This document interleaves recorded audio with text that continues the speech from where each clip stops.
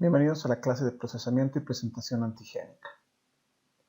Recordemos que todos los antígenos, entre comillas, son grandes, moléculas grandes.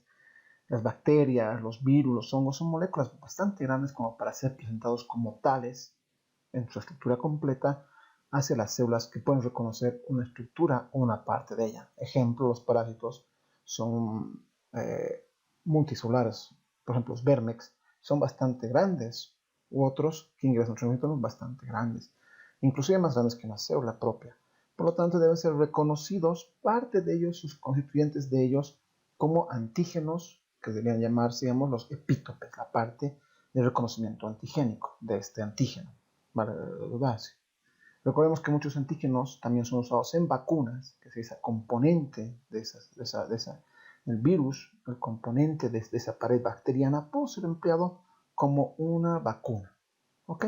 O también todo el virus atenuado también puede ser empleado como una vacuna y nuestro organismo se encargará de procesar, de primero reconocer, procesar y luego presentar.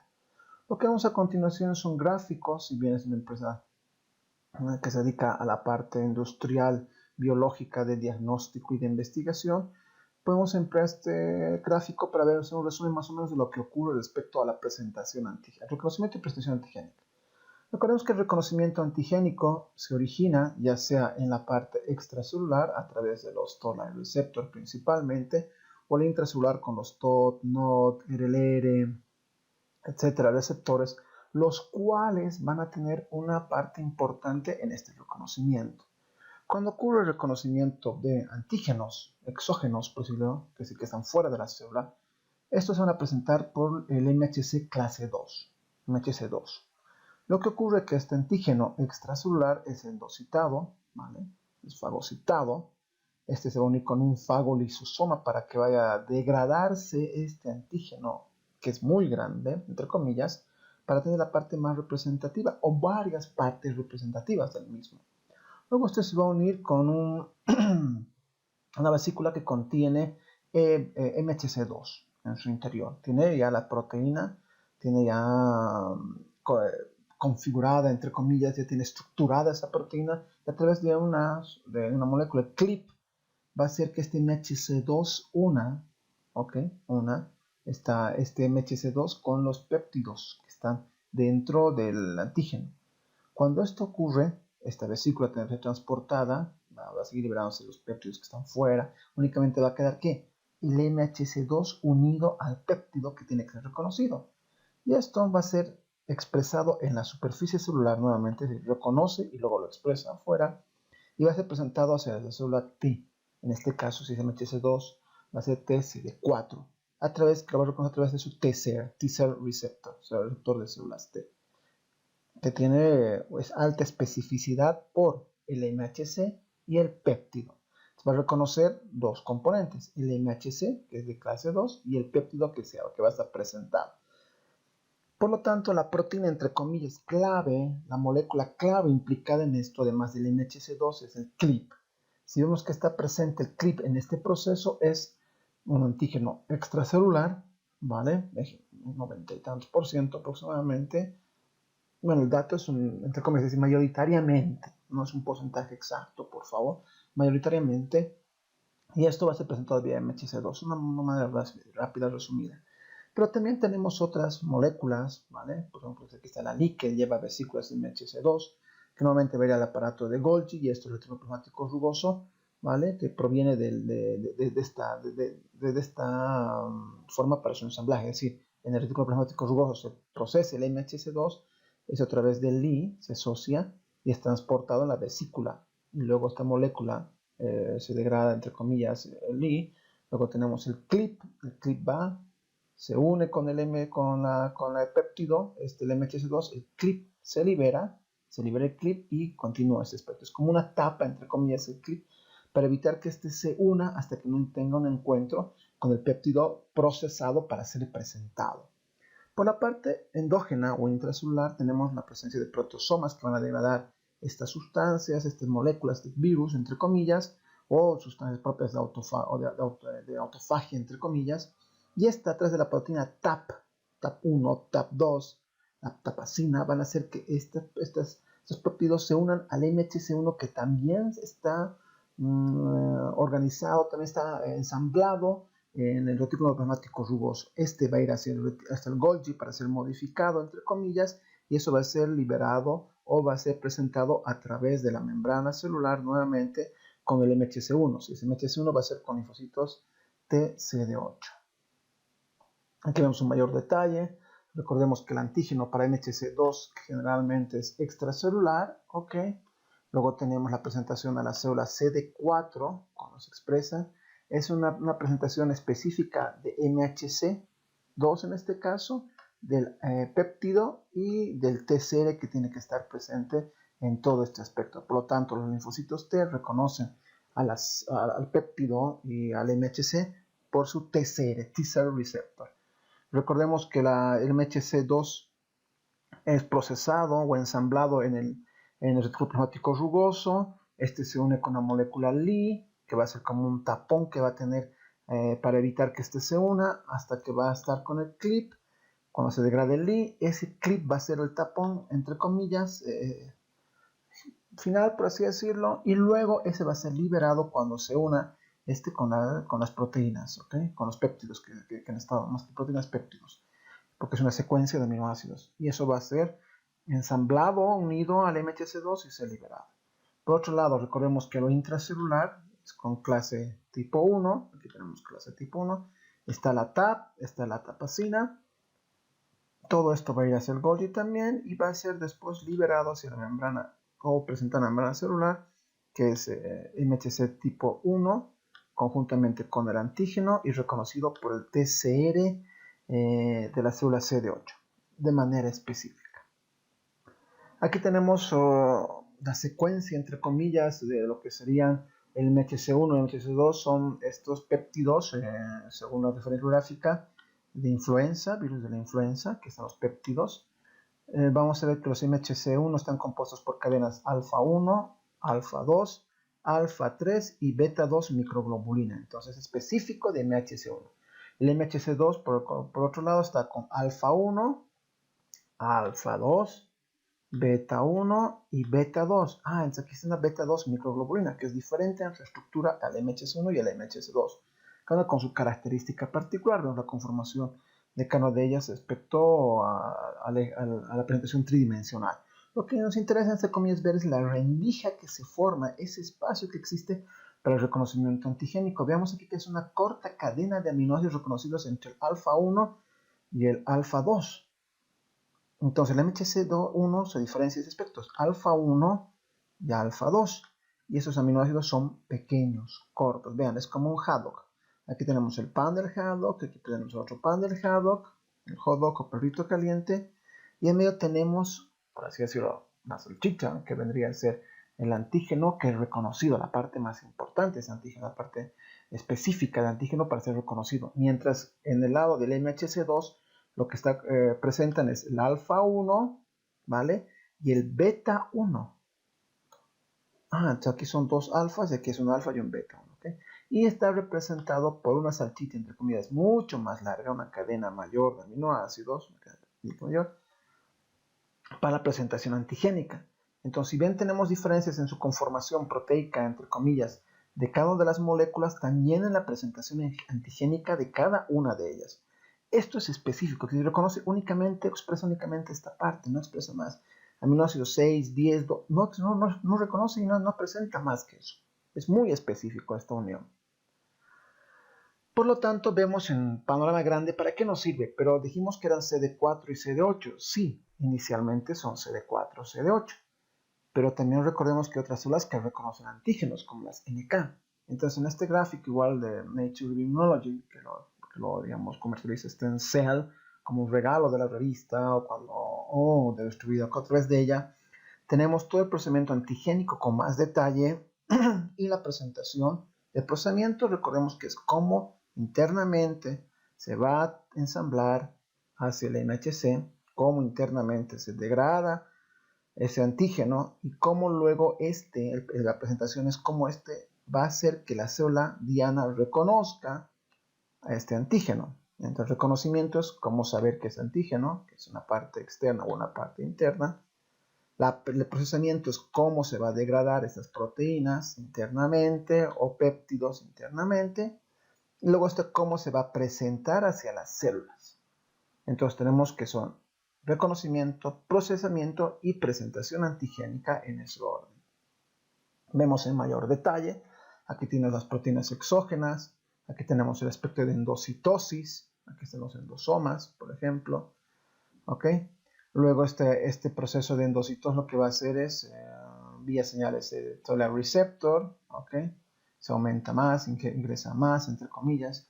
Aquí tenemos una autofagia, entre comillas, de proteínas endógenas, ¿ok? Aquí está un autofagosoma, entre comillas.